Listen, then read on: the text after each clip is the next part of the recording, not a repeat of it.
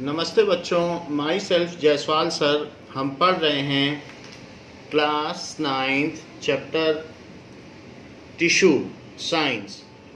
Now last class में हमने plant tissue के बारे में देख लिया था। Now we will switch over to animal tissue.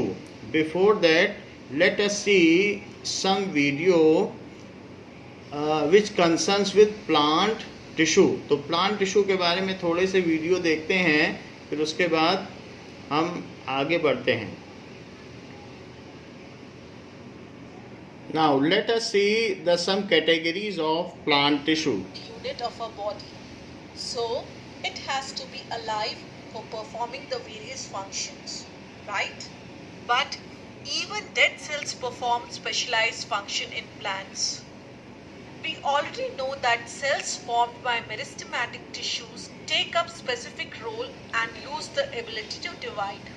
They now become permanent tissues.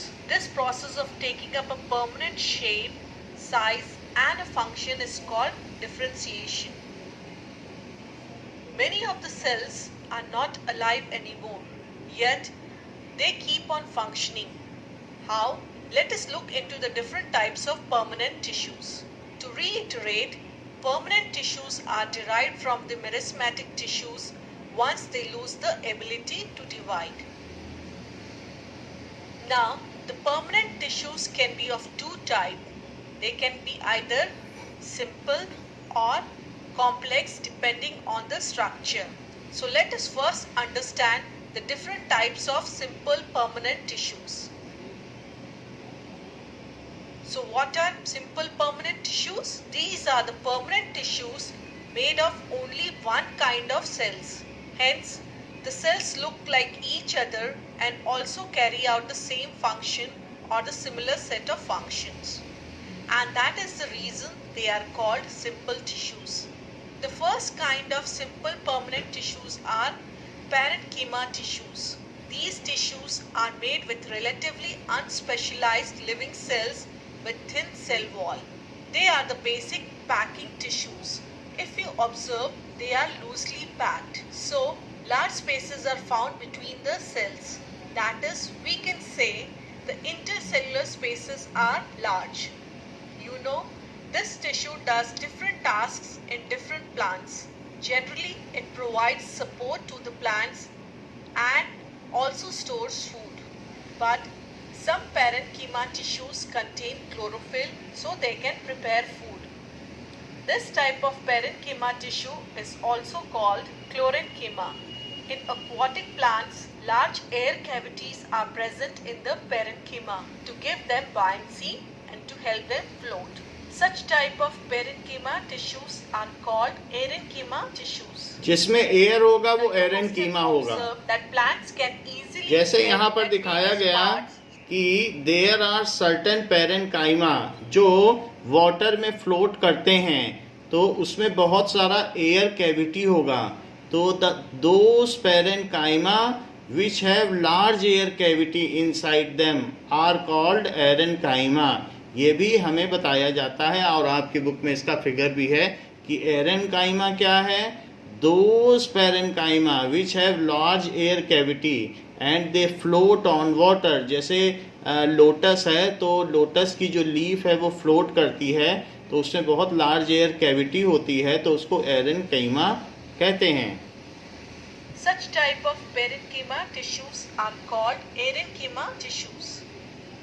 Now you must have observed that plants can easily bend at various parts such as stem, leaves, etc. Well, this flexibility in plants is due to another type of simple permanent tissue which is called collenchyma. Collenchyma allows easy bending in various parts of the plant without breaking and provides the mechanical strength. These tissues can be found in the leaf stalk, that is in the petiole below the epidermis layer. This epidermis layer is the outermost layer of the cell. Now, what is the structure of collenchyma cells? The cells of collenchyma tissue are living, elongated, and irregularly thickened at the corners, and hence there is very little intercellular space. The third type of simple permanent tissue is sclerenchyma. It is the tissue which makes the plant hard and stiff. You must have seen the husk of a coconut. It's very hard. It is made of sclerenchymatous tissue only. They are long and narrow as the walls are thickened due to lignin. This chemical lignin acts like cement and hardens the cells. Sclerenchyma tissues are present in the stems, around the vascular bundles, in the veins of leaves, and in the hard covering of seeds and nuts. So no need to say they provide strength to the various parts of the plant. So now you know broadly the permanent tissues in the plants are of two types: simple permanent tissues and complex permanent tissues. Few permanent tissues are made of one type of cells which look like each other, and these are called simple permanent tissues. Whereas complex permanent tissues are made of more than one type of cells. These cells coordinate with each other to perform a common function, and we shall learn about them in our later classes. And what are the three types of simple permanent tissues? They are parenchyma, collenchyma, and sclerenchyma. What are the characteristics of parenchyma tissues? So you have They are seen made these of three living types of cells simple with permanent thin cell walls tissue. and have large intercellular spaces. The second type is collenchyma, which comprises of elongated living cells. They have irregularly thick cell walls and have little intercellular space. And the last type is sclerenchyma tissues, which consists of long and narrow dead cells having thickened cell walls. Now, That was all up. यहाँ हम देख रहे हैं कि एरेनकीमा, that is a kind of parenchyma. So lotus leaves which are floating in water, they have large air space in them. So these are एरेनकीमा. So अगर आपसे कोई पूछे what are एरेनकीमा, it is a type of parenchyma which is having large ability, large air cavity, hence ability to float on water. Hence they are known as parenchyma. So that is mentioned in your book. Now we will see some other video regarding the plant tissue. Like we already know that the permanent tissue, वैसे तो plant tissue permanent tissue और meristematic होते हैं. Meristematic के बारे में तो हम जानते हैं. परमानेंट टिश्यू के बारे में हम थोड़ा सा और देखते हैं. The simple permanent tissue is mainly classified into three types. 1. Parenchyma. 2. Collenchyma. 3. Sclerenchyma. Parenchyma. Parenchyma is a type of permanent tissue. It consists of unspecialized cells with thin cell walls. The cells of this tissue are living. The cells are loosely packed, which forms large spaces between cells. They are called as intercellular spaces. The tissue provides support and also stores food. Collenchyma. Collenchyma is another permanent tissue. The cells of this tissue are living, elongated, and irregularly thickened at corners. Intercellular spaces are present. The tissue is present below epidermis in leaf stalks. It also provides mechanical support. It provides flexibility in plants without breaking. Sclerenchyma. Sclerenchyma is another type of permanent tissue. The cells of this tissue are dead, hence the plant is hard and stiff. Example: husk of a coconut. The cells are long, narrow, and thickened walls due to the presence of lignin. Lignin. Intercellular spaces are absent in some conditions. It also provides strength to parts of the plant. The tissue is present in stems, in the veins of leaves, hard covering of seeds and nuts, and around vascular bundles.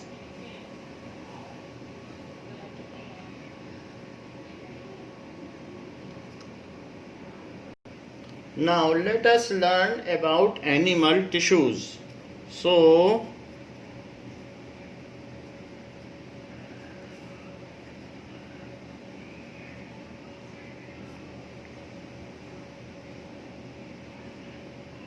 animal tissues.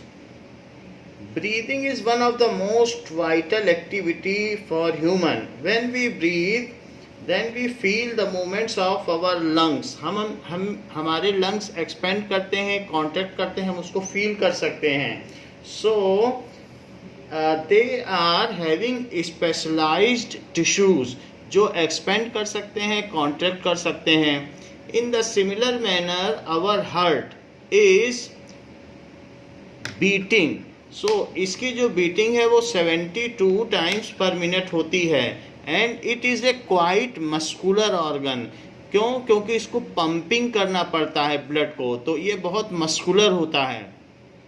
And in this way our heart, lungs अलग चीज़ के बने हैं tissue के, heart अलग चीज़ का बना है. And our liver is a storage unit. So there should be some other kinds of cells which are working for storage of the things. तो हमारी बॉडी में जो लीवर होता है वो 62 टाइप्स के फंक्शंस करता है, तो उसमें कुछ स्पेशलाइज्ड टिश्यू भी होना चाहिए. So liver is made up of different kinds of tissue. In the similar manner our skin is a kind of protective tissue which protect us from external environment. Hence skin is again made of some packing material, that is packing tissue, जिसको कि epithelial tissue कह सकते हैं. तो हमारी जो भी चीज़ है, चाहे लीवर हो या हार्ट हो या लीव्स या इसके अलावा लंग्स हो, इन सबको पैकिंग की तो ज़रूरत पड़ेगी, नहीं तो ये हार्ट बिखर जाएगा. तो किसी भी ऑर्गन को पैक करने के लिए हमारी बॉडी में एपिथेलियल टिश्यू होता है. चाहे किडनी की पैकिंग हो, चाहे हार्ट की पैकिंग हो, स्टमक की हो, लंग्स की हो, आईज़ की हो, या इसके अलावा टंग की पैकिंग हो, या फिर हमारी बॉडी की ही पैकिंग हो. तो एक बात है कि हमारी बॉडी में जो पैकिंग के लिए, ऑर्गन की पैकिंग या बॉडी की पैकिंग के लिए जो टिश्यू होते हैं, उनको एपिथेलियल टिश्यू कहा जाता है. इसके अलावा हमारी बॉडी में जो न्यूट्रिएंट्स हैं तो वो इंटेस्टाइन में डाइजेस्ट हो जाते हैं. वहाँ से पूरी बॉडी में न्यूट्रिएंट्स को कौन पहुँचाता है? That is the blood. तो ब्लड एक तरीके का कंडक्टिव टिश्यू है. वो इंटेस्टाइन से न्यूट्रिएंट्स लेता है, वहाँ से प्रोटीन लेता है, ग्लूकोज लेता है, और फैट का जो भी डाइजेस्टिव पार्ट है वो लेता है और सब जगह पहुँचाता है. तो हमारी बॉडी में एपिथेलियल टिश्यू के अलावा कंडक्टिव टिश्यू भी है जो कंडक्ट करता है. मटेरियल को पूरी बॉडी में पहुंचाना, जैसे जाइलम और फ्लोएम प्लांट्स में किया करते थे, वैसे ही हमारी बॉडी में कंडक्ट करने के लिए, मटेरियल को ट्रांसपोर्ट करने के लिए एक कंडक्टिव टिश्यू भी है जिसका नाम ब्लड टिश्यू है. इसके अलावा ये ब्लड टिश्यू हर एक सेल से उसका वेस्ट मटेरियल कलेक्ट करता है और किडनी तक ट्रांसपोर्ट करता है. तो ये दोनों काम करता है, अच्छी चीज़ों को पहुंचाता है और ख़राब चीज़ों को बॉडी से एक्सक्रीट करने में हेल्प करता है. तो हमारी बॉडी में पैकिंग के लिए, डिफरेंट ऑर्गन्स की पैकिंग के लिए एपिथेलियल टिश्यू हुआ, और ट्रांसपोर्टेशन के लिए कंडक्टिव टिश्यू हुआ. इसके अलावा हम चलते फिरते हैं, दंगल करते हैं, कुश्ती करते हैं, बहुत सारे मस्कुलर काम करते हैं जिसमें मेहनत लगती है. तो हमारी स्किन के नीचे मसल्स हैं. मसल्स का काम क्या है? जिसकी बॉडी में मसल्स ज़्यादा होती हैं, then that person can do excessive hard job. तो मसल्स ज़्यादा होंगी तो ही हम अच्छा हार्ड वर्क कर पाएंगे. तो हमारी बॉडी में जो लेबोरियस जॉब करने के लिए, हार्ड वर्क करने के लिए, लिफ्टिंग के लिए, रनिंग के लिए, डांसिंग के लिए, ऐसे जो भी मस्कुलर वर्क हैं, या जो एथलीट होते हैं उनकी बॉडी की मसल्स बहुत अच्छी होती हैं, या फाइटिंग के लिए जो इस तरीके की रेसलिंग होती है, तो इन सब चीज़ों के लिए, वेट लिफ्टिंग के लिए मसल्स का होना ज़रूरी है। So they give us power and convert food energy into muscular energy. तो इसलिए हमारी बॉडी में एपिथेलियल टिश्यू के अलावा कंडक्टिंग टिश्यू भी होना चाहिए जो कि ट्रांसपोर्ट करे, और तीसरा है मस्कुलर टिश्यू। क्यों? क्योंकि हमारी बॉडी में मसल्स भी ज़रूरी है। हम पावरफुल नहीं होंगे तो काम कैसे करेंगे, लाइफ प्रोसेसेस कैसे करेंगे।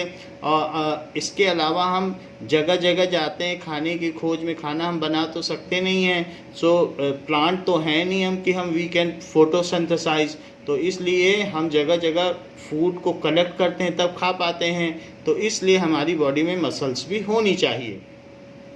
तो पहला हो गया एपिथेलियल टिश्यू, दूसरा हो गया कंडक्टिव टिश्यू, और तीसरा हो गया मस्कुलर टिश्यू जो हमारी बॉडी में मस्कुलर है। बहुत सारे ऑर्गन मस्कुलर हैं, हार्ट भी तो एक मस्कुलर ऑर्गन है। ब्लड को पूरी बॉडी में पंप करना कोई एक आसान काम तो है नहीं, बड़े फोर्स से पंप करना पड़ता है। तो मस्कुलर, बहुत सारे ऑर्गन जो हैं बहुत मस्कुलर हैं, यानी वो मेहनत का काम करते हैं। तो इसलिए हमारी बॉडी में मस्कुलर टिश्यू भी होना चाहिए। इस तरीके से हमने देखा epithelial tissue for packing, conductive tissue for transportation, muscular tissue for muscular job, hard work. और एक चौथी चीज़ भी है कि when we sense the stimuli around us, हमारे चारों तरफ जैसे हीट है, लाइट है, ये सब स्टिमुली कहलाते हैं, साउंड है, जिससे हम इंटरेक्ट करते हैं और अपने आप को यहाँ से वहाँ और वहाँ से यहाँ शिफ्ट करते हैं। सो जो भी चारों तरफ हीट, कोल्ड, लाइट, ये सारी चीज़ें, केमिकल्स, वाटर, जिन सब चीज़ों से हमारी बॉडी में मूवमेंट्स होते हैं, जो हमारी बॉडी में सूचना देते हैं कि भाई यहाँ हीट है, यहाँ से बचना चाहिए।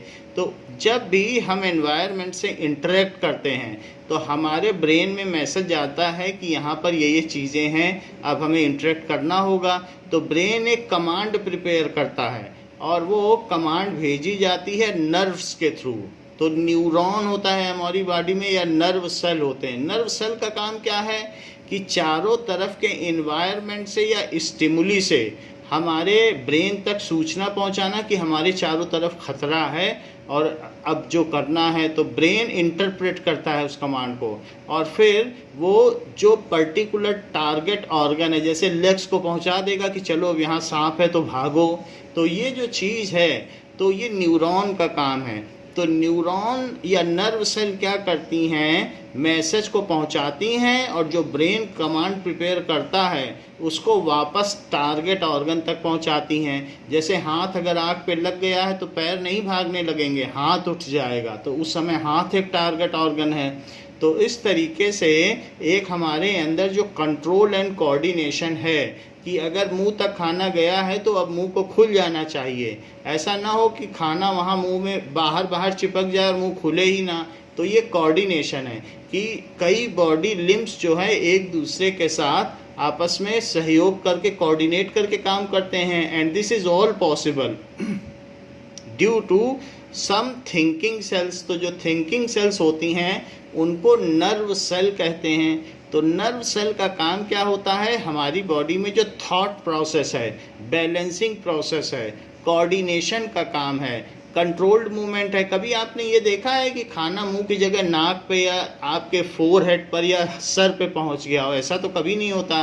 तो इस तरीके से हमारी बॉडी में कंट्रोल्ड मूवमेंट होते हैं, खाना जहाँ जाना चाहिए वहाँ अपने आप जाता है। तो ये जो कंट्रोल्ड मूवमेंट है और कोऑर्डिनेटेड का मतलब जब खाना गया तो मुंह खुल गया, तो ये कोऑर्डिनेशन है। तो ये सारे मूवमेंट हमारी बॉडी में नर्व सेल के थ्रू होते हैं जो सूचनाओं का आदान प्रदान करता है। सो विच ट्रांसपोर्ट्स इंफॉर्मेशन। तो इस तरीके से हमारी बॉडी में 4 तरीके के टिश्यू होते हैं। एक तो एपिथेलियल टिश्यू जो पैकिंग के काम आता है, दूसरा कंडक्टिव टिश्यू जो ट्रांसपोर्टेशन के काम आता है, और तीसरा हमारी बॉडी में जो हार्ड वर्क करने के लिए मस्कुलर टिश्यू है, और चौथा जो है nervous tissue.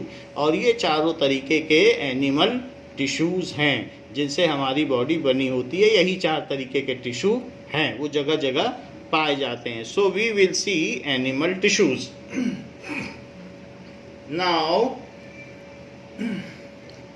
animal body has various kinds of tissue which perform various kinds of function. So animal body is a complex body. Animal body कैसी है?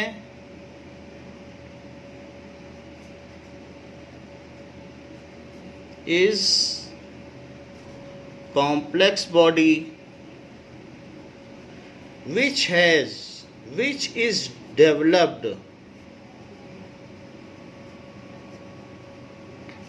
up to organ system level. हमारे में organ system भी है ना, organ system level. कैसे? Digestive system, respiratory system, transportation system, reproductive system, इस तरीके से एक्सक्रीटरी सिस्टम जो वेस्ट को बाहर निकालने का, ऐसे न जाने कितने सिस्टम है, कंट्रोल एंड कोऑर्डिनेशन सिस्टम. तो हमारी बॉडी में ऑर्गन सिस्टम है, सब अपना अलग अलग काम करते हैं. And different organs perform different kinds of functions and different organs perform different kinds of function.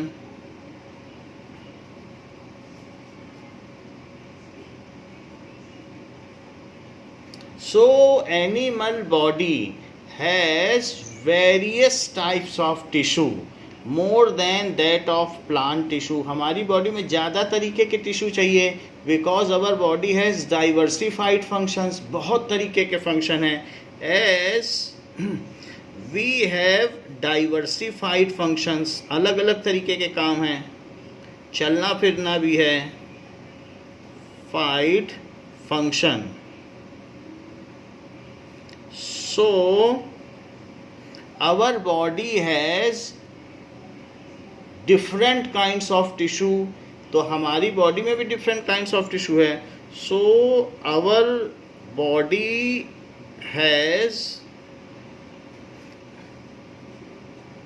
Different kinds of tissues which are more specialised in their functions, जो कि अपना काम करते हैं. हमारी बॉडी में डिवीजन ऑफ लेबर तो होता ही है, मेरिस्टमेटिक करके कुछ नहीं है कि कुछ सिर्फ ग्रोथ का ही काम करें. So tissues which are specialised in their job, in their functions. So moreover division of labour is also there among tissues in our body. Moreover, division of labor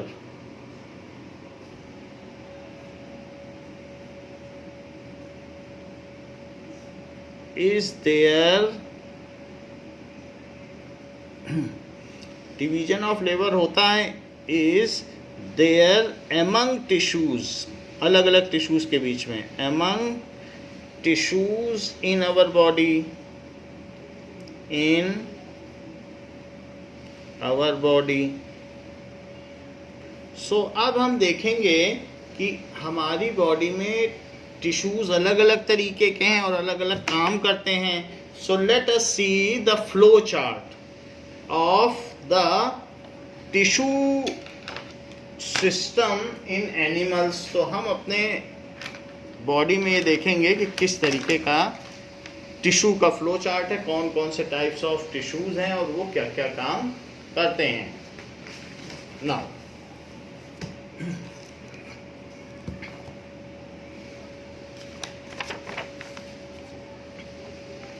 जो टिश्यूज हैं वो दो तरीके के हैं. एक तो प्लांट टिश्यू है. नाउ उसको हमने पढ़ लिया है, प्लांट टिश्यू. और दूसरा है एनिमल टिश्यू। प्लांट टिश्यू में हमने दो तरीके के देख लिए थे, एक मेरिस्टेमेटिक और दूसरा कॉम्प्लेक्स। कॉम्प्लेक्स में दो, मेरिस्टेमेटिक और परमानेंट। परमानेंट में दो देख लिए थे, एक सिंपल परमानेंट, एक कॉम्प्लेक्स परमानेंट। सिंपल में दो देख लिए थे, प्रोटेक्टिव सपोर्टिव। प्रोटेक्टिव में भी देख लिए थे दो, और सपोर्टिव में तीन देख लिए थे, और कॉम्प्लेक्स में भी जाइलम फ्लोएम देख लिया था। सो हम लोगों ने प्लांट के टिश्यू को अच्छी तरह से पढ़ लिया है। Let us leave it's bifurcation, कि इसके बाइफर्केशन क्या क्या हैं।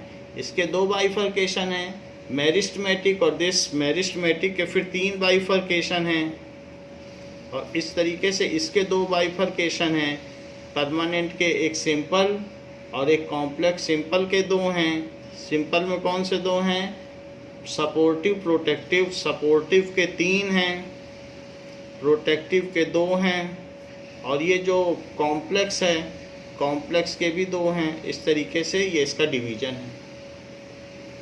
यहाँ पर जो एनिमल टिश्यू है हम उसके बारे में जानते हैं कि एनिमल टिश्यू क्या होता है और क्या क्या काम करता है। So animal tissues are of 4 types. जैसा कि मैंने आपको बताया कि हमारी बॉडी में जो एनिमल टिश्यू है वो ऑर्गन की पैकिंग के काम में आता है। तो जो पहला टाइप है वो है एपिथेलियल टिश्यू,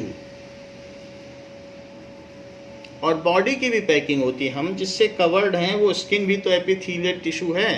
एपिथेलियल टिश्यू ये पैकिंग टिश्यू होता है जिसको कहते हैं। एपिथेलियल टिश्यू भी कई तरीके का होता है। Now epithelial tissue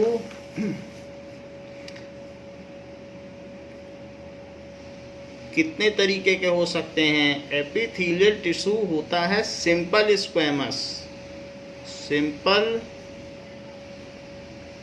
squamous, stratified squamous,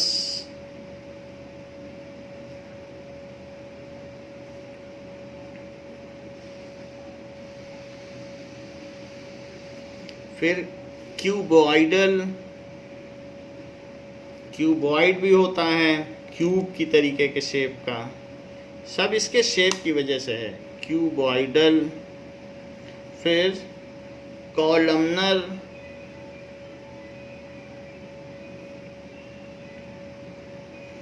ये सारे इसके टाइप्स हैं। नाउ और नेक्स्ट है ग्लैंडुलर।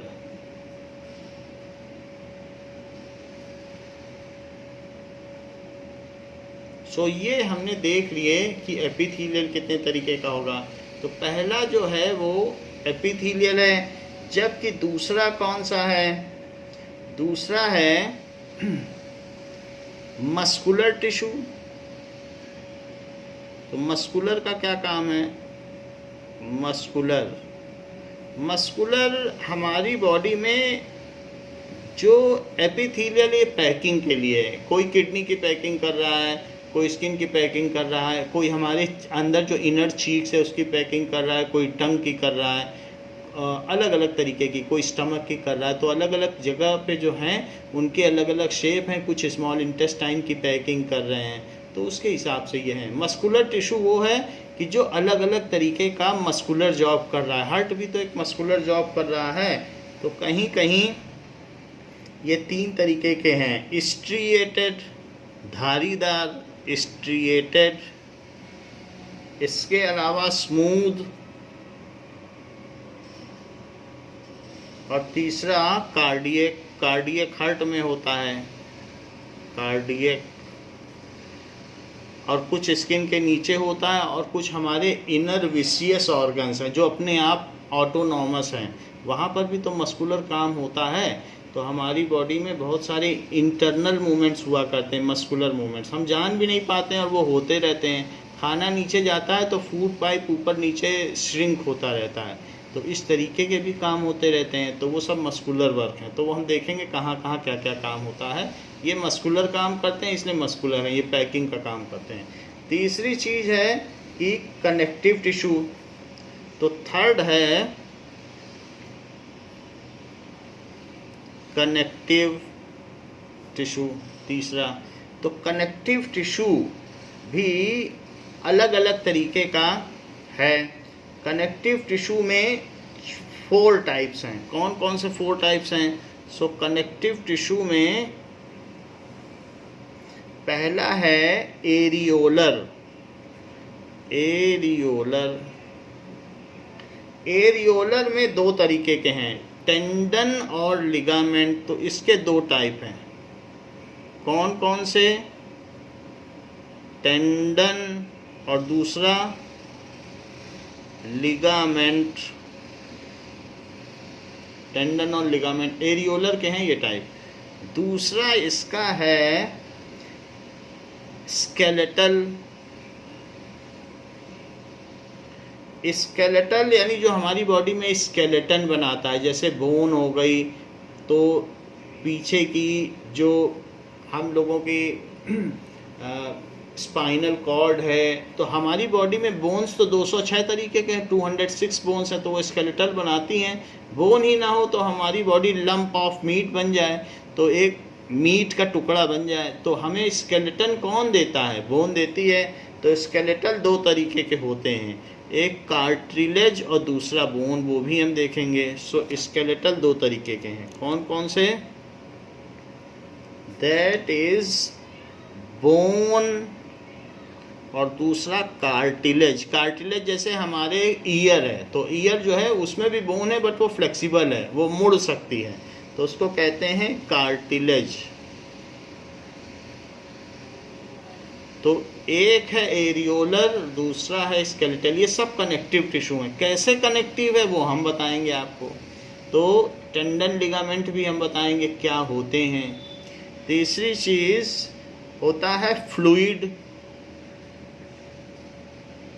तो फ्लूइड टिश्यू भी है। कौन कौन से फ्लूइड होते हैं? हमारी बॉडी में कुछ फ्लूइड तो होते हैं वो वेसल्स के अंदर बहते हैं, जैसे ब्लड वेसल्स में ब्लड बहता है, और कुछ होते हैं जो वेसल्स के बाहर बहते हैं, उसको कहते हैं लिम्फ। तो ब्लड और लिम्फ ये भी हम आगे देख लेंगे। ये कौन कौन से फ्लूइड हैं जो हमारे अंदर ट्रांसपोर्टेशन का काम करते हैं। और चौथा है एडिपोज। एडिपोज क्या है? स्किन के ठीक नीचे फैट सेल्स हैं जो हमको इंसुलेट करती हैं। बाहर सर्दी हो या गर्मी हो, हमारी बॉडी का टेम्परेचर 98 डिग्री फ़ारेनहाइट बना रहता है या 37.6 डिग्री सेल्सियस बना रहता है। तो हम कांस्टेंट बॉडी टेम्परेचर वाले प्राणी हैं। We are warm blooded animal. तो हमारा बॉडी का टेम्परेचर एक जैसा होता है, और उसके लिए हमें इंसुलेशन कौन देता है? Adipose tissue. ये हमें इंसुलेट करती हैं एक्सटर्नल एटमॉस्फेयर में। क्यों? क्योंकि बाहर तो 0 डिग्री भी हो जाता है, 50 डिग्री भी हो जाता है, और लेकिन बॉडी का टेम्परेचर अगर 98 से 102 पहुंचा तो डॉक्टर कहता है अरे इसको तो फीवर हो गया है। तो हमारी बॉडी का टेम्परेचर चेंज होने से हम बीमार पड़ जाते हैं। तो एडिपोज टिश्यू हमें इंसुलेट करती हैं और बॉडी का टेम्परेचर मेंटेन करने में हमारी हेल्प करती हैं। So we will see the connective tissue. ये सभी ट्रांसपोर्टेशन के काम में सहयोग देती हैं। ये पैकिंग के लिए है, ये मस्कुलर वर्क के लिए है, ये ट्रांसपोर्टेशन के लिए। फिर चौथा क्या है? थॉट प्रोसेस के लिए, कंट्रोल एंड कोऑर्डिनेशन के लिए। तो जो चौथी टाइप की टिश्यू है वो कौन सी है? That is nervous tissue. So 4 type की टिश्यू हो गई। एपिथेलियल, दूसरी हो गई मस्कुलर, तीसरी हो गई कनेक्टिव, और चौथी क्या हो गई? Nervous tissue. So there are 4 types of animal tissues. और उसके अंदर क्या क्या है उसका ये फ्लो चार्ट है, इसको भी हमें जानना चाहिए। तो सबसे पहले हम एपिथेलियल टिश्यू से शुरू करते हैं कि what is epithelial tissue.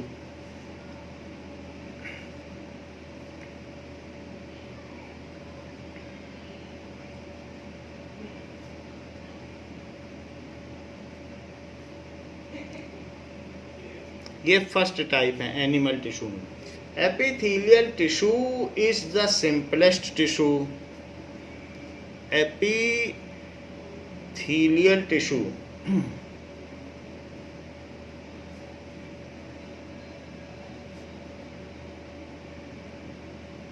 is the simplest tissue.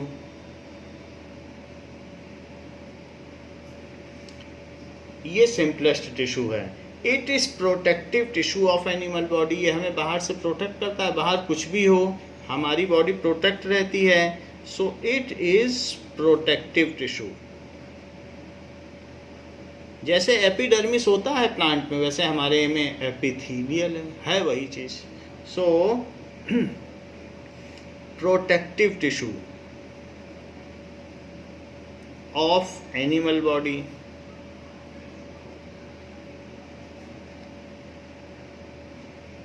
ऐसा है. The cells of this tissue are tightly packed and form continuous sheet. Epidermis में भी कोई इंटरसेलुलर स्पेस नहीं होता कि बाहर का कोई भी चीज़ अंदर चला जाए.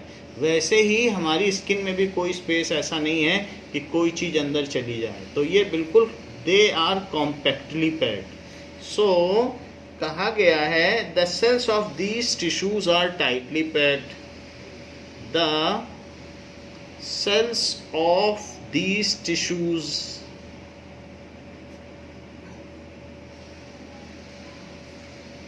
are tightly packed.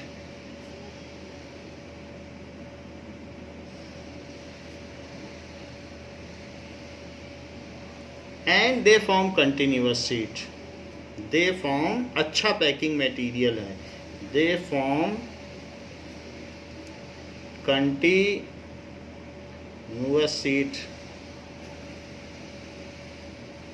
Continuous sheet बनाते हैं.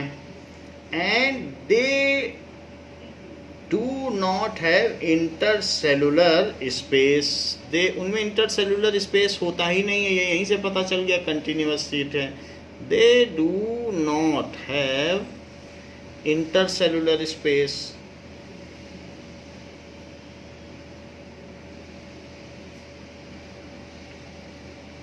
ऐसा होता है. नाउ फिर इनका काम क्या है? The tissue covers most organs of the body and it also covers our body as a body skin. So tissue covers, इसका काम क्या है? Most organs of the body. It also covers our body as body skin. ये न सिर्फ organs को cover करती है. ऑर्गन का मतलब जैसे कि heart, lungs, kidney, liver, stomach, intestine, सिर्फ इन्हीं सबको कवर नहीं करती. आईज, टंग, इन सबको ही कवर नहीं करती. हमारी पूरी की पूरी बॉडी की भी पैकिंग करती. It also covers our body, our body as skin. तो उसको स्किन कहते हैं. ये है. So it forms a barrier between two organ. जैसे दो अलग अलग चीज़ें हैं. अब आप बाज़ार से दाल ले आए और तेल ले आए, तो अगर उनमें पैकिंग नहीं होगी तो दाल और तेल मिल जाएगा. तो वो जो उसकी पैकिंग है वही तो एपिथेलियल टिश्यू है. सो अगर 10 चीज़ें आप ग्रॉसरी की दुकान से लाए हो, अगर उसमें पैकिंग ना हो तो सब मिल ना जाए. तो हमारी बॉडी में अलग अलग ऑर्गन्स हैं, अगर पैकिंग ना हो तो सब मिल जाएंगे. फिर वो काम क्या करेंगे? So it separates one organ from other. It forms a barrier between any two organs. It forms a barrier between any two organs. Any two organs, क्योंकि उनको वो पैक करके रखती है, तभी वो अपना काम एफिशिएंटली कर सकते हैं. सो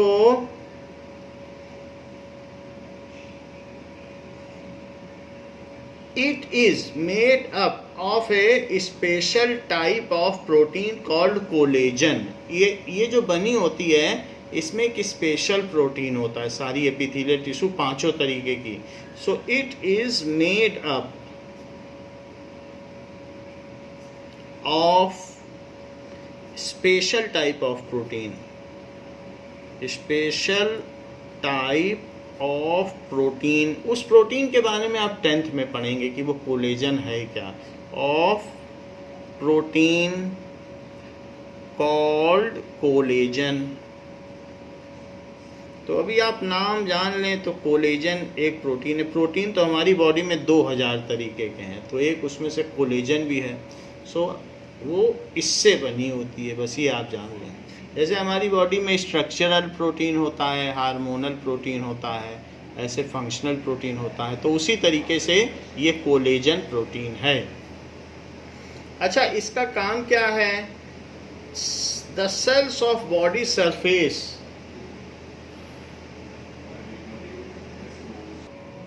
नाउ दीज सेल्स कहाँ पाए जाते हैं? सो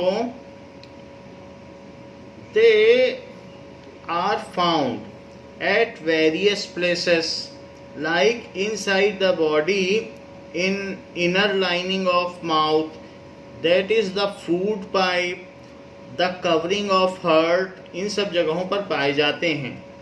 एंड इनका काम क्या है? So they form the outer layer of skin, जो हमारी स्किन है उसकी आउटर लेयर बनाते हैं।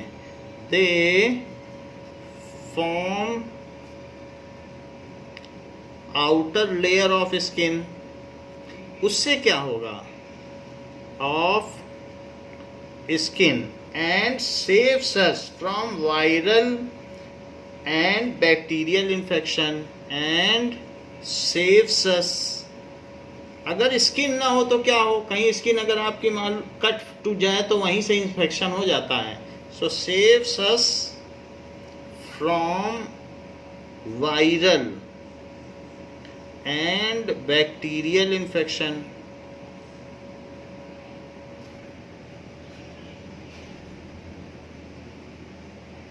और किसी तरीके की जो इंजरी होती है उससे भी हमको बचाते हैं। And they protect underlying cell from drying, injury and chemical effects. जो स्किन के अंदर की सेल्स हैं तो उसको भी तो बचाना ज़रूरी है। अगर कहीं की स्किन हट जाए तो उसके अंदर की जो सेल्स हैं वो बहुत डेलिकेट हैं, तो वो उन पे किसी चीज़ का जल्दी इफेक्ट होएगा। ज़रा सा पानी गिर जाए, कुछ लग जाए, साबुन लग जाए तो ऐसा लगता है कि जलने लगा है। सो इनका और भी काम है। They protect underlying cell. जो स्किन है वो हार्ड है। स्किन का मतलब है कि ये थोड़ा सा एक्सटर्नल एटमॉस्फेयर को बियर कर सकती है, लेकिन जो अंदर की डेलिकेट सेल्स हैं वो ऐसा नहीं कर सकती हैं। तो स्किन अंदर वाली सेल को बचाती है। So they protect underlying cell, जो उसके नीचे की सेल्स हैं, underlying cells from drying. Skin तो धूप भी सह सकती है, अंडरलाइंग सेल्स धूप और स्नो नहीं सह सकती हैं। फ्रॉम ड्राइंग, उनको सूखने से बचाती है। इसके अलावा इंजुरी से भी बचाती है,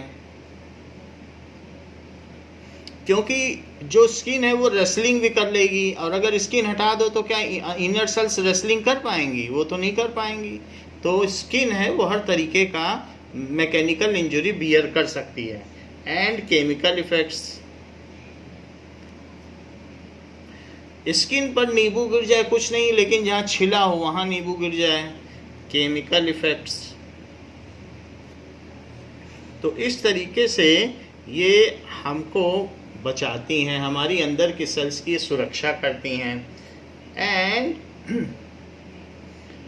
दे help in absorption of water and nutrients in inner organs. जो इनर ऑर्गन्स में है तो वो क्या करती है, उसमें ऑस्मोसिस होती है, तो इनर ऑर्गन्स पानी को एब्जॉर्ब कर लेते हैं और न्यूट्रिएंट्स को भी एब्जॉर्ब कर लेते हैं। So when they are in inner organs, तो इनका काम क्या होता है?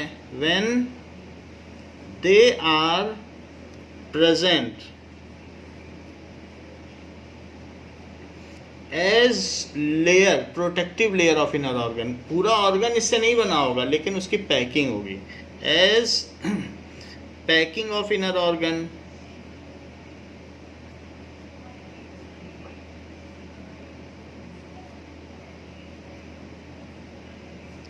दे help in absorption of water and nutrients, क्योंकि हर एक ऑर्गन को न्यूट्रिएंट्स भी चाहिए. They help in absorption of water and nutrients.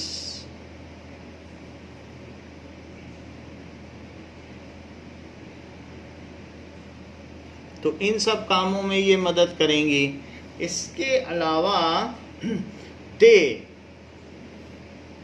In our body skin, आपको मालूम है हमारी बॉडी से स्वेट निकलता रहता है, पसीना निकलता रहता है और तरीके के वेस्ट पदार्थ भी निकलते रहते हैं. और जो टंग है, टंग में सलाइवा निकलता है. सलाइवा क्यों निकलता है? जब हम खाना खाते हैं तो उसमें लार टपकती है. क्यों टपकती है?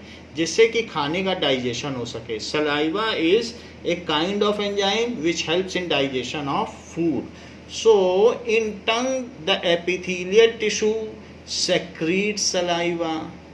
in टंग, जो हमारी टंग है, तो टंग सिर्फ ऐसी नहीं है, वो उसमें इस तरीके की ग्लैंडुलर है, बहुत सारी ग्लैंड है. तो मैं ये टंग की बात कर रहा हूँ, ये जीभ में इस तरीके से ग्लैंड है, तो इसमें जूस भरे हुए हैं. तो जब भी हम इसमें खाना खाते हैं तो ये इसमें से जूस निकलते हैं. तो ये जो जूस निकलेंगे ऐसे, तो उससे खाना क्या होता है कि सॉफ्ट हो जाता है और हमारे फूड पाइप में जाएगा तो फूड पाइप को डैमेज नहीं करेगा. तो saliva is there for softening of food and for digestion of food. So in tongue they secrete saliva, क्योंकि ये ग्लैंडुलर हैं. इन्हीं को तो ग्लैंड्स कहते हैं जिसमें से जूस निकले. तो ग्लैंडुलर एपिथेलियल टिश्यू, और इसमें ये एंजाइम्स हैं. एंजाइम्स का काम क्या होता है? खाने को पचाना. So they secrete saliva which digests food.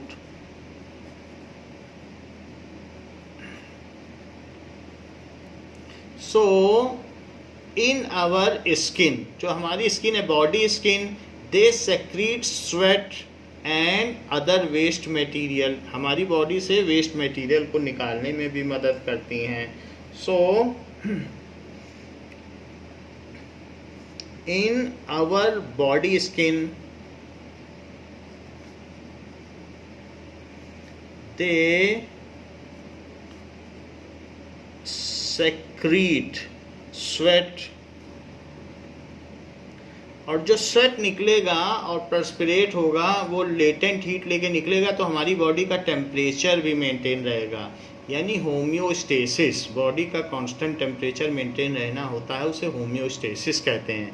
So they secrete sweat which is a kind of waste, which is a kind of waste. तो इतना सारा काम इनका है, ऑर्गन्स के सेपरेट करना, स्वेट निकालना, सलाइवा निकालना, इन सब कामों में इनका योगदान है. Now we will see one by one various types of epithelial tissues. सो हम एपिथेलियल टिश्यू के बारे में देखेंगे. सबसे पहले है स्क्वैमस एपिथेलियल टिश्यू. सो इसका पहला टाइप है squamous epithelial tissue. Epithelial tissue है, सभी में एपिथेलियल टिश्यू लिखना है. तो पहला है स्क्वैमस एपिथेलियल टिश्यू. जैसे एपिडर्मिस देखी थी वैसे ही स्क्वैमस एपिथेलियल टिश्यू है. ये सिंगल लेयर्ड है, तो सिंगल लेयर्ड होता है ये इस तरीके से.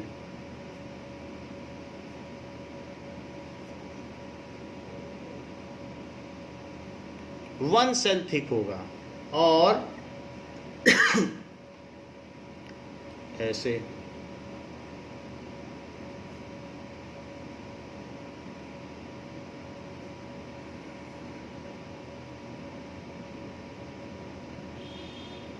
और इस तरीके से होगा, और इन सभी में न्यूक्लियस होगा.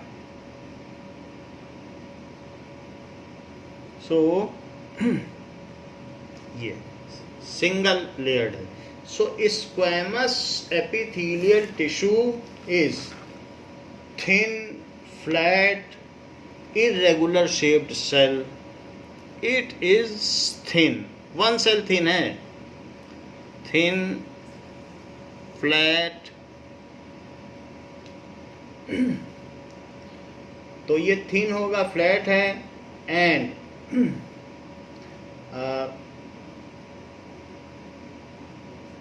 single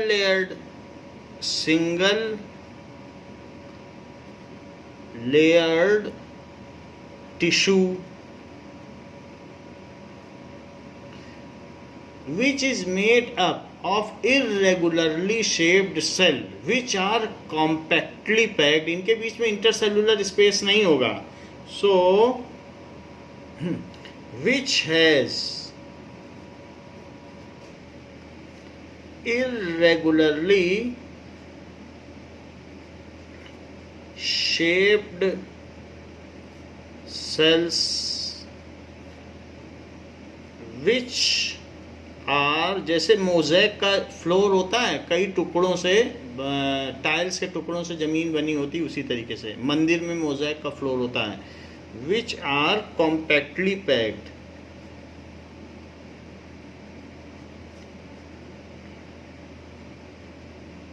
तो ये चीज हो गई.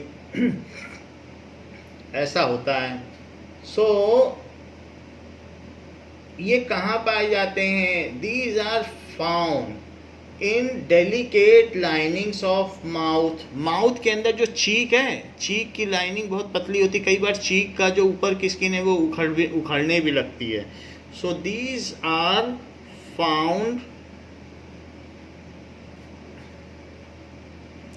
इन linings of cheek, in inner lining of cheek. अंदर में, बाहर से नहीं, अंदर की जो चीक है उसको देखो. In inner lining of cheek, cheek cells में पाया जाता है. और इसके अलावा ईसोफेगस में होता है फूड पाइप.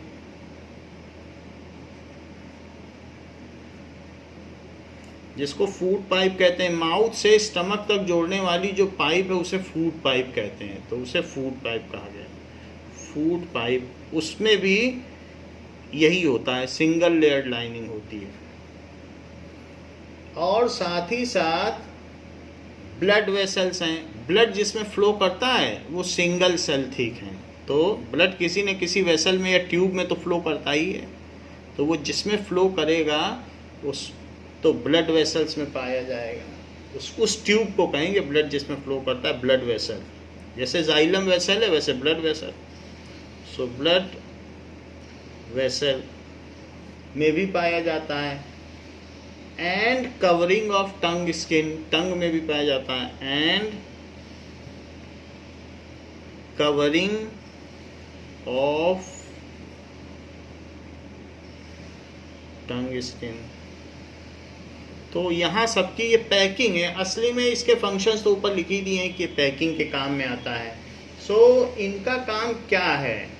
इनका काम होता है, they protect our body parts from mechanical injury, entry of germs. And इसका फंक्शन है, these are selectively permeable. These are SPMs, selective permeable membrane, made of selective permeable membrane.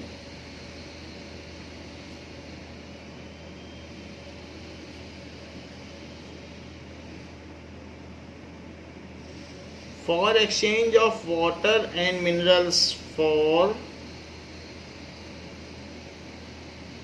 exchange of water and minerals. इसके अलावा they protect those organs from entry of germs and mechanical injury. They protect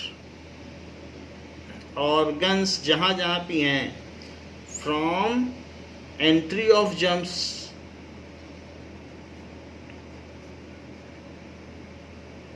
and mechanical injury.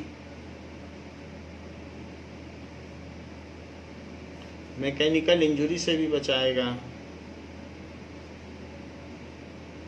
तो ये सारा इसका काम है। तो ये तो बात हमने देख ली कि स्क्वैमस किस तरीके का होगा। ये सिंगल लेयर यहाँ पर दिखाया गया है, देखो सिंगल लेयर है। ऐसे ही तो एपिडर्मिस भी था, बस उसमें प्लांट में था स्टोमेटा बना हुआ था, सिंगल लेयर होता है। वहाँ एपिडर्मिस था, यहाँ एपिथेलियल है, बस और नाम में फ़र्क आ गया और कुछ नहीं। दूसरी चीज़ है कि स्ट्रेटिफाइड स्क्वैमस।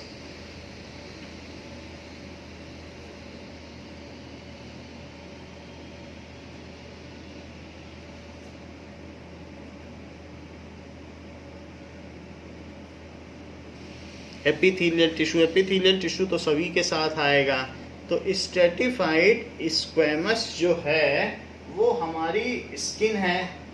तो स्किन जो भी है हमारी बॉडी की, ये इस तरीके की है, ये स्किन है। तो इसमें हेयर भी हैं हमारी बॉडी में, अगर आप देखें तो इस तरीके से ये है। और इसमें बहुत सारी अलग अलग लाइनिंग है।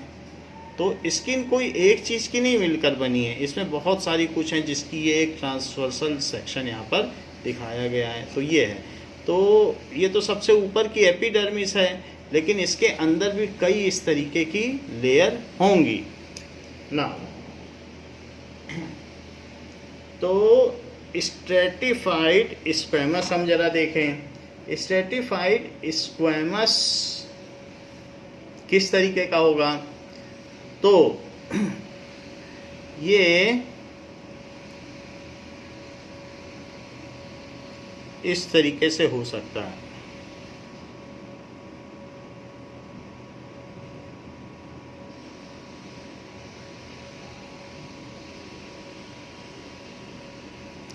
तो यहाँ पर ये अलग अलग सेल्स होंगी जो कि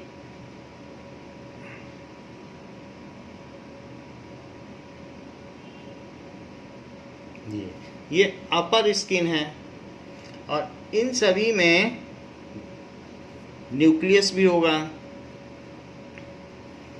और इसके अलावा भी इसमें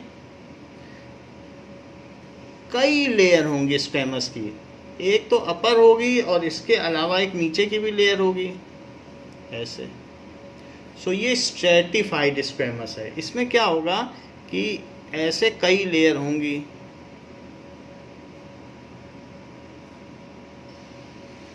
सो सिंगल लेयर्ड नहीं होगी, बहुत सारी लेयर्ड होंगी।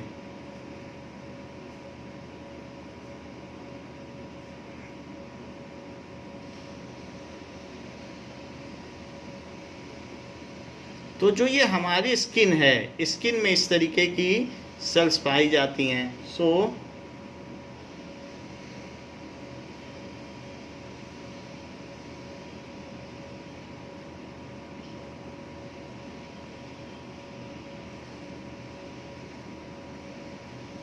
ऐसे होगा, और वो सारी की सारी न्यूक्लिएटेड भी होंगी।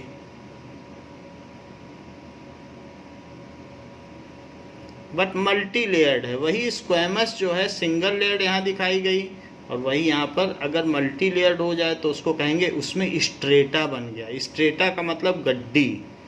तो जब कोई चीज़ गड्डी में होती है, जैसे ताश की गड्डी, तो उसको कहेंगे स्ट्रेटिफाइड स्क्वैमस। और इन सभी में सेल्स होंगे, कुछ सेल आगे से दिख जाएंगे, कुछ पीछे होंगे, बट सेल सभी में होंगे।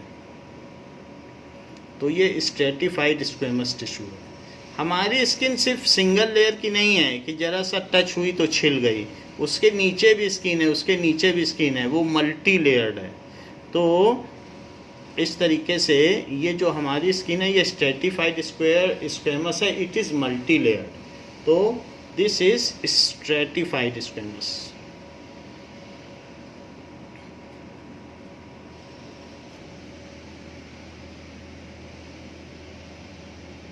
Now stratified squamous epithelial tissue क्या होता है। It is found in skin. It is found in skin, और इसी में कई ग्लैंड्स भी होते हैं। अगर आप देखोगे तो यहाँ पर स्किन में एक ग्लैंड में भी मिल जाएगा, जैसे यहाँ ग्लैंड दिखाया गया है जिसमें से स्वेट निकलेगा, तो यहाँ पर ग्लैंड भी दिखा दिया। अगर ग्लैंड इसमें दिखा देंगे तो फिर ये ग्लैंडुलर भी हो जाएगी। अदरवाइज स्ट्रेटिफाइड का मतलब गड्डी नुमा, स्ट्रेटा का मतलब होता है तह लगी हुई, बहुत सारी गड्डियाँ। So it is found in skin and covers the external dry surface of skin and covers the external dry surface of skin। ये जो एक्सटर्नल स्किन है वो हमारी ड्राई है, उसी को ये कवर कर रही है। And these are cells of these tissues are arranged in multi-layer। Cells of these tissues are arranged in multi-layered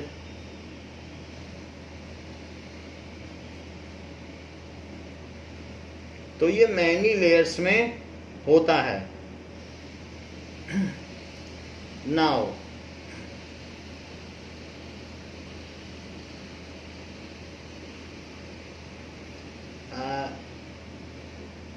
जो अपर लेयर है वो अल्टीमेटली क्या हो जाती है, फ्लेक्स अवे, ऊपर की स्किन उखड़ने लगती है और नीचे की धीरे धीरे ऊपर आने लगती है। तो ऊपर वाली डेड होती जाती है और नीचे की धीरे धीरे नई नई स्किन आने लगती है। कई लोगों में देखा होगा कि स्किन निकलने लगी है, तो धीरे धीरे ये होने लगता है।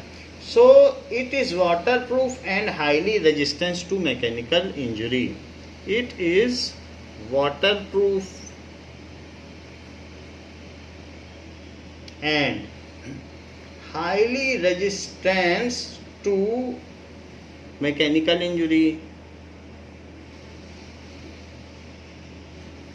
resistance to mechanical injury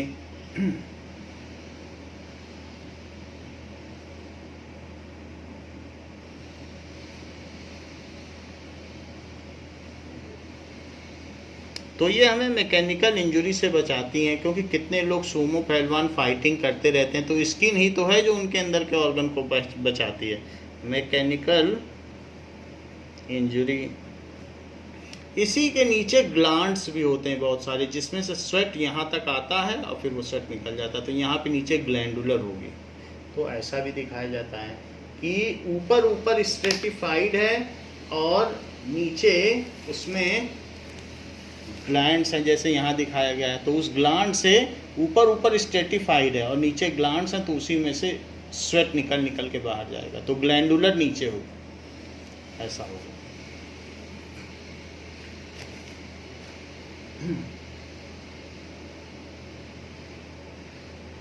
it is made up of keratin. तो ये किसकी बनी होती है, ये जैसे हमने ऊपर आपको बताया कि अलग अलग होती हैं, तो वो प्रोटीन है, तो कोलेजन प्रोटीन की बनी है, तो कभी केराटिन की बनी है, उसके बारे में ज़्यादा जानने की ज़रूरत नहीं है। अभी तक हमने दो तरीके की एपिथेलियल टिश्यू के बारे में जाना है, जिसमें से पहली वाली स्क्वैमस थी जो कि सिंगल लेयर्ड थी, और दूसरी वाली मल्टी लेयर्ड है, वो भी स्क्वैमस, लेकिन वो स्ट्रेटिफाइड है, चूँकि वो गड्डी नुमा है, एक के ऊपर एक तह लगी हुई है, स्टैकिंग लगी हुई है, इसलिए उसका नाम पड़ गया है स्ट्रेटिफाइड स्क्वैमस, और ये स्किन में लोकेटेड होती है।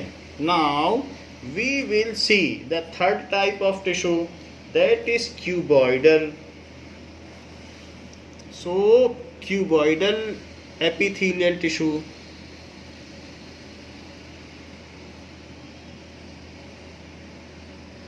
एपिथेलियल टिश्यू, जो क्यूबॉइडल एपिथेलियल टिश्यू होगी वो किस तरीके की होगी, ये करीब ऐसी होगी, क्यूब जैसी लगती है ना।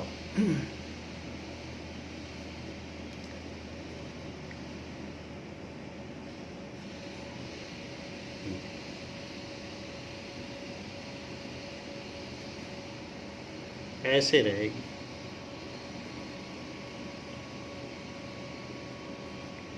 और इसी तरीके से यहाँ पर भी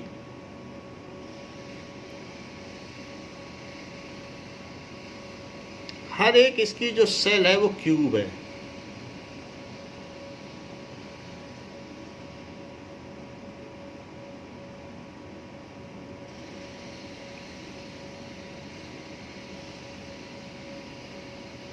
ऐसे तो ये क्यूबॉइडल है। This is the cube of the cell. हर एक सेल इसमें क्यूबॉइडल है और इसमें सभी में न्यूक्लियस है।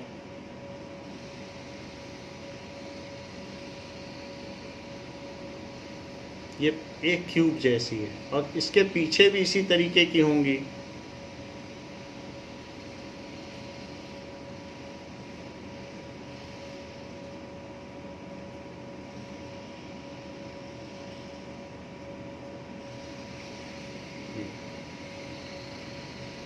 So this is cuboidal. Cuboidal एक क्यूब जैसी टिश्यू होगी, फिर उसके नीचे इस तरीके का ये शेप है। So this is cube. Now उसके नीचे कुछ और भी हो सकता है, स्ट्रेटिफाइड स्क्वेमस। कोई एक ही लेयर नहीं होती है। एपिथेलियल में पैकिंग में अलग अलग तरीके की है, तो बुक में इसके नीचे स्ट्रेटिफाइड स्क्वेमस दिखाई गई है। तो क्यूबॉइडल ऊपर ऊपर है और अंदर में स्ट्रेटिफाइड स्क्वेमस दिखाई गई है। तो कोई बात नहीं, नीचे स्ट्रेटिफाइड है दूसरी है और ऊपर क्यूबॉइडल है, ऐसा है। Now cuboidal epithelial tissue, it has cube like cells. It has cube like cells which are cube like cell है, which are square in sections. इसमें सेक्शन इसका स्क्वायर टाइप है। तो इसके अलावा it is found in kidney tubules. It is found in kidney. So ये kidney में पाई जाती है जो क्यूबॉइडल टिश्यू है। जैसे कि ये हमारी बॉडी में किडनी है, तो किडनी का काम क्या है? ये यूरिन बनाती है, हमारी बॉडी से नाइट्रोजीनियस वेस्ट निकालती है। तो किडनी इस तरीके की होती है। अगर हम किडनी को कट कर दें तो किडनी के अंदर इस तरीके से अलग अलग स्ट्रक्चर्स होते हैं, नेफ्रॉन्स होते हैं जो हमारी बॉडी में यूरिन बनाते हैं। तो ये बीन शेप्ड होती है, जो कि यहाँ दिखाया गया है। Kidney is like bean shape. तो और ऐसे बीन शेप्ड है किडनी। तो ये किडनी इस तरीके से दिखती है, वैसे किडनी का शेप ये होता है। और हमारी बॉडी में पेयर ऑफ किडनीज होती है, बैक साइड में नीचे की तरफ ये होती है और यूरिन बनाती है। अगर इस तरह से देखें तो इनका ये स्ट्रक्चर होता है किडनी का। तो इसमें कौन सी टिश्यू पाई जाती है जो इस तरह से हमारी बॉडी से नाइट्रोजीनियस वेस्ट या यूरिन निकालती है? इसमें क्यूबॉइडल टिश्यू पाई जाती है, ये किडनी है। और इसमें कौन सा पाया जाता है? दैट इज़ क्यूबॉइडल, ये किडनी है। तो ये यूरिन बनाती है और इसमें क्यूबॉइडल टिश्यू पाई जाती है। ये हमारी बॉडी में स्टमक है और ये नीचे देख रहे हैं आप, इंटेस्टाइन है। तो इंटेस्टाइन में दूसरी तरीके की टिश्यू पाई जाती है, वो कॉलमनर है, वो हम आपको आगे बता देंगे। तो ये चीज़ है। और इसमें ग्लैंडुलर है, क्योंकि बहुत सारा जूस निकालता है स्टमक। ये बाइल डक्ट है, बाइल डक्ट भी बहुत सारा जूस निकालता है जो फैट को डाइजेस्ट करता है, तो फैट के लिए है। तो इस तरीके से ये चीज़ है। ना ये क्या है बताइए? ये स्टमक है हमारी बॉडी में। तो स्टमक में बहुत सारे जूस निकलते हैं जो खाने को प्रॉपर्ली डाइजेस्ट करने में मदद करते हैं। ये जे शेप का होता है। ये हमारी बॉडी के लंग्स के अंदर का हिस्सा है। तो लंग्स में अलग तरीके के टिश्यू हैं, वो भी बताएंगे। तो ये एक तरीके से ये लंग्स हैं। अच्छा, लंग्स के बीच में ये छोटा सा जो पोर्शन दिख रहा है, ये हार्ट है। तो हार्ट में अलग तरीके के हैं, वो मस्कुलर टिश्यू हैं, वो मस्कुलर काम करता है। लंग्स एक्सपेंड करता है और कॉन्ट्रैक्ट करता है। तो लंग्स में अलग तरीके के टिश्यू होंगे, तो वो भी हम जानेंगे कि किस तरीके से। देखो ये हार्ट हाथ में आ गया, तो इसमें मस्कुलर या कार्डियक मसल का बना हुआ है। लंग्स इतना बड़ा होता है मुट्ठी के बराबर, ये सॉरी हार्ट। और ये पंपिंग ऑर्गन है, इसका काम होता है कि ब्लड को पूरी बॉडी में पंप करना। तो हार्ट में भी हम देखेंगे मस्कुलर टिश्यू है और मस्कुलर में भी एक टाइप है कार्डियक। कार्डियोलॉजी जो लोग गए होंगे उनको मालूम होगा कि हार्ट को कार्डिया भी कहते हैं। तो ये हार्ट है, हार्ट में आप देख लेंगे मस्कुलर टिश्यू पाया जाता है। ये हमारी बॉडी के आर्गन्स हैं। ये सारी चीज़ हमने आपको दिखाई। अब जरा देखें कि तीसरी चीज़ जो हमारे बॉडी में पाई जाती है, it is found in kidney. Kidney आपको दिखा दिया जो यूरिन बनाती है। So it is found in kidney, तो किडनी में पाई जाती है। एंड और कहाँ पाई जाती है? सेलिवरी ग्लैंड्स में भी पाई जाती है। जो सेलिवरी ग्लैंड्स है उसमें भी क्यूबॉइडल है, यानी टंग। सो सेलिवरी ग्लैंड सलाइवा निकलता है। सो in tongue as salivary glands,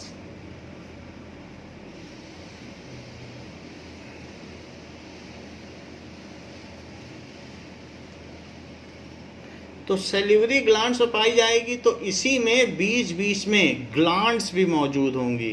तो वो क्या करेंगी, जैसे ये क्यूबॉइडल हमने बना ली, अब इसी में एक अलग तरीके से यहाँ से होती हुई एक ग्लैंड होगी। तो वो ग्लैंड क्या करेगी, जूस निकालेगी। इसमें बहुत सारी ग्लैंड होंगी, तो जैसे वो अपना काम करेगी। तो क्यूबॉइडल होते हुए भी वो ग्लैंडुलर भी होगी, क्योंकि वो जूस भी निकालेगी। तो उसमें से जूस निकलना चाहिए, तभी तो खाना पचना चाहिए। तो वो काम होगा सेलिवरी ग्लैंड में, टंग में, तो वहाँ पाई जाती है क्यूबॉइडल टिश्यू।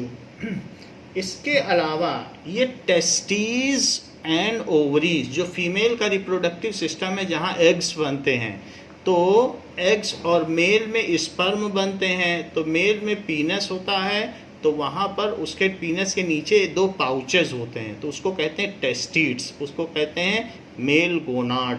तो ये टेस्टीज में वो पाउचेस में स्पर्म बनते हैं। सो it is also found in reproductive organs of male and female, in reproductive organs of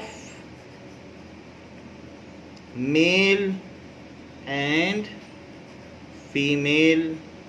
so reproductive organs में जो नीचे स्क्रोटम होता है, तो स्क्रोटम में टेस्टीज होते हैं। तो ये इस तरीके से मेल में ये जो स्क्रोटम है, इसके अंदर 2 इस तरीके से टेस्टीज होते हैं, तो इन सब में पाया जाता है। तो ये किसकी बनी है, क्यूबॉइडल।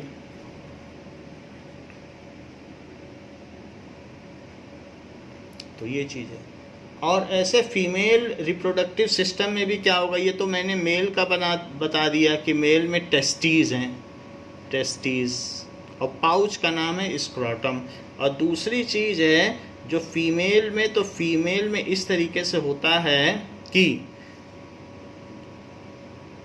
ये फीमेल का रिप्रोडक्टिव सिस्टम, तो यहाँ पर एक तरीके का ये ओवरी है, तो ओवरी में से एग निकलता रहता है। तो वहाँ पर ये फीमेल रिप्रोडक्टिव सिस्टम है, और इसमें फिंगर लाइक स्ट्रक्चर होता है, ये फैलोपियन ट्यूब है। तो ये फीमेल रिप्रोडक्टिव सिस्टम है।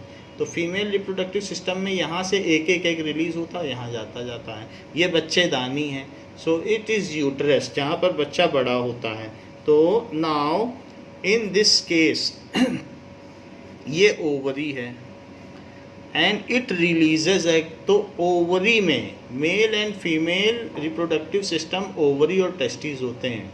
सो ओवरी में से एग रिलीज होता है और एग इसमें आगे बढ़ता चला जाता है, और इसमें स्पर्म्स रिलीज होते हैं। तो स्पर्म और एग जब मिलेगा तो फिर बच्चा बनता है। तो now it is found in reproductive organ of male and female. In male में क्या है, टेस्टीज, वहाँ भी क्यूबॉइडल होते हैं, क्यूबॉइडल टिश्यू, एंड ओवरी,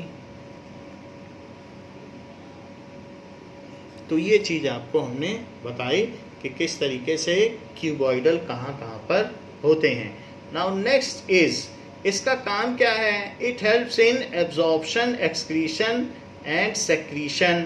तो ये बहुत सारे काम करता है, जैसे एब्जॉर्ब करेगा किसी चीज़ को, एक्सक्रीट करेगा। भाई किडनी में है तो सारे नाइट्रोजीनियस सब्सटेंस एब्जॉर्ब करेगा, उसमें से यूरिन बनाएगा, फिर उसे एक्सक्रीट करेगा। तो एब्जॉर्ब भी करेगा और एक्सक्रीट करेगा, कहीं कहीं तो सेक्रीट भी करता है, जैसे सलाइवा सेक्रीट होता है। तो इसमें यहाँ एग सेक्रीट हो रहा है, यहाँ पर क्या है, टेस्टिस में टेस्टोस्टेरोन सेक्रीट हो रहा है, या फिर आप कह सकते हैं स्पर्म सेक्रीट हो रहा है। तो it helps in absorption and excretion. It helps in absorption and excretion। ये अवशोषण और उत्सर्जन के काम में मदद करता है। Next is columnar. So columnar देखिए,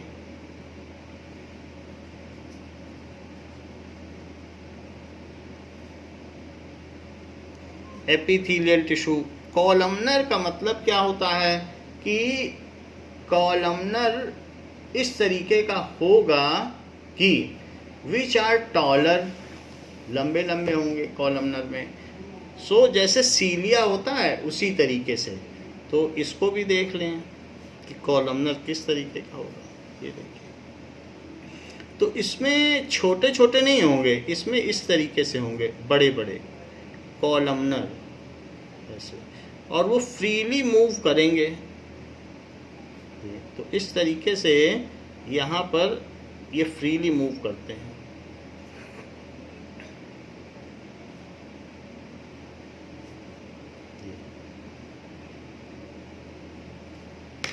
तो ये चीज़ कॉलमनर हो जाएगी। अब देखें,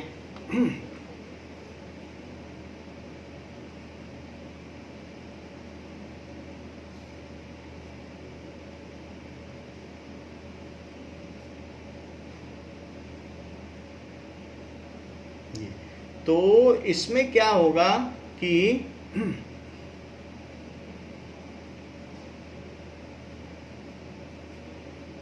बीच बीच में ग्लैंडुलर भी होंगे, कई तरीके से इसमें ग्लैंड्स भी होंगी जो अपना काम करेंगी, कुछ ना कुछ सेक्रीट करने का काम होगा, तो वो भी इसी में ग्लैंड्स भी होंगी। तो शेप जैसा भी हो, फिर उसके अलावा ग्लैंड्स तो ज़्यादातर में होती ही हैं, कुछ ना कुछ एक्सक्रीट होता रहता है। और इनमें कॉलमनर में इलॉन्गेटेड न्यूक्लियाई होता है, और बेस में कुछ न कुछ स्ट्रेटिफाइड स्क्वेमस या स्क्वेमस एपिथेलियल टिश्यू, क्योंकि किसी में तो चिपके होंगे ही, ऐसे फ्रीली तो नहीं घूमेंगे। तो इसलिए इनके बेस में भी कुछ न कुछ यहाँ पर टिश्यूज़ होंगे जिसमें ये रहेंगे। तो ये इस तरीके से बेस में भी कुछ न कुछ स्ट्रेटिफाइड स्क्वेमस ये है। तो ये कॉलमनर है, कॉलमनर टिश्यू।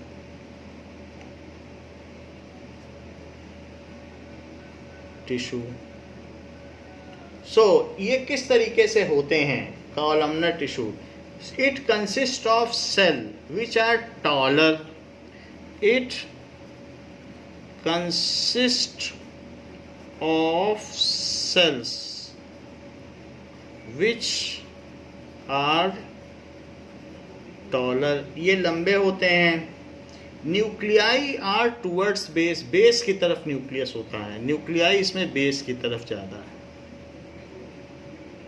ऊपर ना हो के बेस की तरफ ज़्यादा है।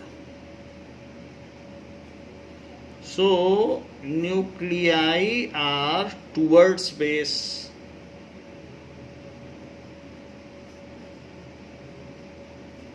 ऐसा होता है। And some time the free ends have a brush border, और ब्रश की तरह हिलते डुलते रहते हैं। And free ends have are brush like, and free ends are brush like. तो वो ब्रश लाइक होते हैं। And containing microvilli, brush like या फिर फिंगर लाइक। जैसे उंगलियां हैं तो ऐसे समझो बहुत सारी उंगलियां हैं, वो फ्रीली घूम रही हैं। और विली का मतलब उंगलियां होता है फिंगर, और माइक्रो का मतलब छोटी उंगलियां। So it is having finger like structure, finger like structure called microvilli. बहुत छोटे होते हैं इसलिए माइक्रो लगा दिया, माइक्रोविली। तो माइक्रोविली होते हैं ये कहाँ पाए जाते हैं? These are found in lining of stomach, small intestine and mucous membrane. It is found in lining of intestine, intestine में होता है, एंड साथ में कहाँ पाया जाता है? Nasal cavity. नाक से हम सांस लेते हैं तो वो लंग्स पे जाती है, तो उसके बीच की जो कैविटी उसको कहते हैं नेसल कैविटी, नेसल कैविटी। तो वहाँ पाए जाते हैं। तो इन सब जगहों पे पाए जाते हैं। इनका काम क्या होता है जरा ये भी देख लें। Now we will see how these microvilli finger-like structures are. ये हमारे इंटेस्टाइन में जब खाना डाइजेस्ट हो जाता है, when food is getting digested, then the cells absorb it and it is sent to every cell of the body. तो microvilli एक लार्ज सरफेस एरिया देते हैं, और इन्हीं माइक्रोविलीज के पीछे में, यहाँ पर पीछे में ब्लड सेल्स होती हैं। तो ब्लड सेल्स क्या करती हैं? वो जो भी फूड होता है उसको एब्जॉर्व करती हैं, और उसको एब्जॉर्व करके न्यूट्रिएंट्स को वो पूरी बॉडी में पहुंचाती हैं। So let us see how microvilli looks like, और ये इंटेस्टाइन में कैसे होते हैं जरा इसे देखें। ये इस तरीके से फिंगर लाइक स्ट्रक्चर है। जैसे ये आप देख रहे हैं तो ये कॉलमनर है, कॉलमनर टिश्यू, कॉलम जैसे दिख रहे हैं। तो ये फूड मटेरियल है। तो फूड मटेरियल यहाँ पर इतना सरफेस एरिया, इसके पीछे ब्लड सेल्स हैं, तो वहाँ ये डाइजेस्ट होता है। सो माइक्रोविली में क्या बात कही गई कि नासल कैविटी में इनका क्या काम है? नेसल कैविटी में इनका काम होता है कि वहाँ जो डस्ट पार्टिकल आते हैं तो म्यूकस उसको ट्रैप कर लेता है, ये हिलते डुलते रहते हैं। So they are getting movement, इनका मूवमेंट वैसा ही होता है जैसे पैरामीशियम में सीलिया का होता है, और ये डस्ट पार्टिकल को ट्रैप कर लेते हैं। म्यूकस क्या होता है? जो हमारे नाक से कभी जुकाम होता है तो बहुत सारा जो होता है नोज फ्लोइंग होती है, वही म्यूकस होता है। म्यूकस का काम क्या होता है कि डस्ट पार्टिकल को ट्रैप करना और लंग्स को ब्रोंकाइटिस या दूसरी इस तरीके से अस्थमा, ब्रोंकाइटिस, ट्यूबरक्लोसिस, इन सब रेस्पिरेटरी बीमारियों से बचाना। अगर डस्ट वहाँ चला जाएगा तो हमें रेस्पिरेटरी एलर्जी हो जाएगी। तो इनका काम क्या है कि इनमें म्यूकस लाइनिंग्स होती है, म्यूकस होता है उसी तरीके का एक स्टिकी फ्लूइड होता है जो डस्ट को ट्रैप करता है बाहर, फिर बाद में बाहर नाक से बाहर फेंक देता है। तो ये सब है। नेसल कैविटी में भी होंगे, इंटेस्टाइन में भी होंगे। इंटेस्टाइन में आपको पता चल गया कि ये लार्ज सरफेस एरिया देते हैं जिससे कि खाना अच्छी तरीके से ब्लड एब्जॉर्व कर ले। तो यहाँ पर होते हैं। अच्छा, ये इनका काम क्या होगा?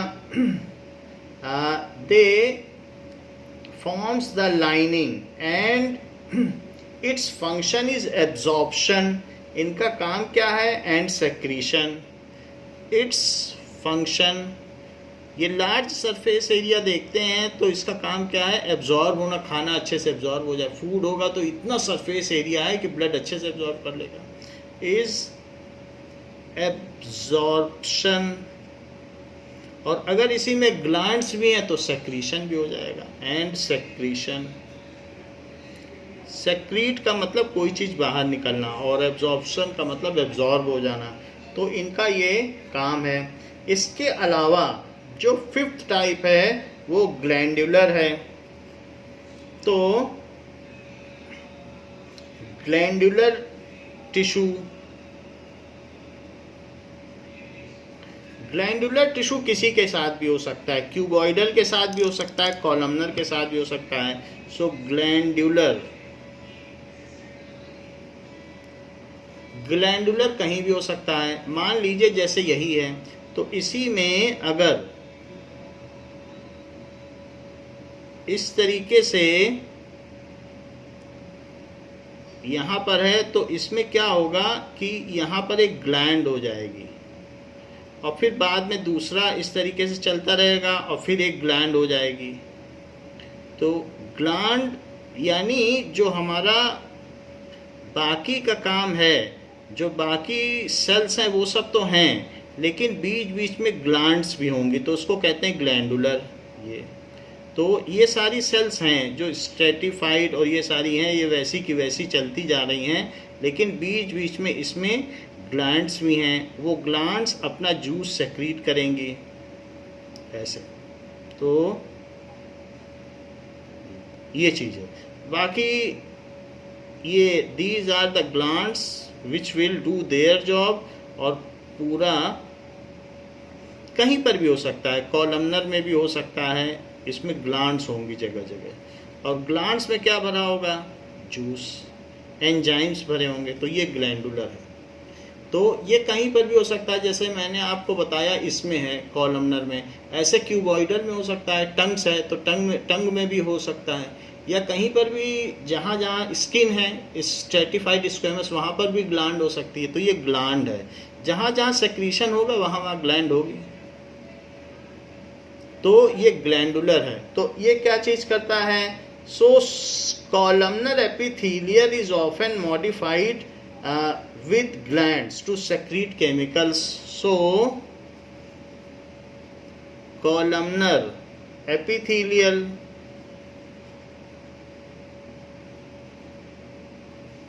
tissue is modified and have some glands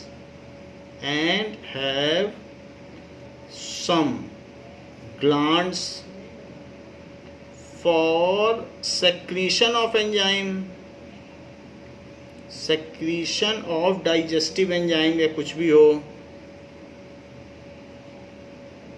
Now they are called glandular tissue. Now और ये इसके बेस में कुछ भी हो सकता है, स्ट्रेटिफाइड स्क्वेमस, क्योंकि कहीं ना कहीं तो चिपके रहेंगे।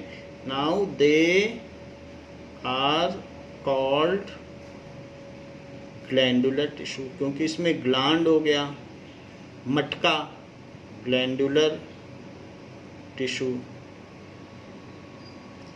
ना।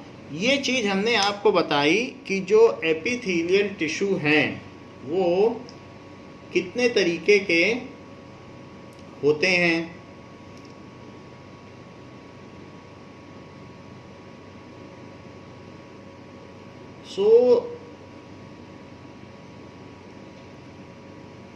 जो एपिथेलियल टिश्यू हैं उसको हम जरा और देख लें, तो यहाँ पर आपको दिखाया गया है एपिथेलियल टिश्यू के बारे में। तो इसमें एक एक चीज़ आप देख लें। ये स्ट्रेटिफाइड स्क्वेमस है, तो स्ट्रेटिफाइड स्क्वेमस आप देखें किस तरीके का है, तो अलग अलग इसमें लेयर हैं। फिर ये सिंपल क्यूबॉइडल है, तो क्यूबॉइडल भी आप देख लें, ये क्यूबॉइडल दिखाया जा रहा है, ये क्यूबॉइडल।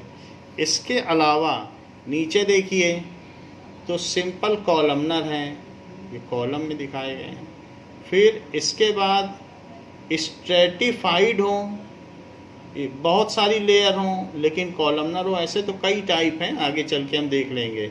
और ये कॉलमनर हैं नीचे। तो इस तरीके से इसको हमने देखा कि ये कैसे हैं, अलग अलग है। ग्लैंडुलर देख लो आप, तो ग्लैंड्स हैं इसमें, तो ये ग्लैंडुलर है। तो ऐसे इसमें अलग अलग टाइप में ये दिखाया गया है कि जो एपिथेलियल टिश्यू है वो किस तरीके का होता है। तो बच्चों इस क्लास के लिए इतना ही। इसके आगे जो नेक्स्ट है कनेक्टिव टिश्यू, उसको हम अगली क्लास में देखेंगे। थैंक यू बच्चों।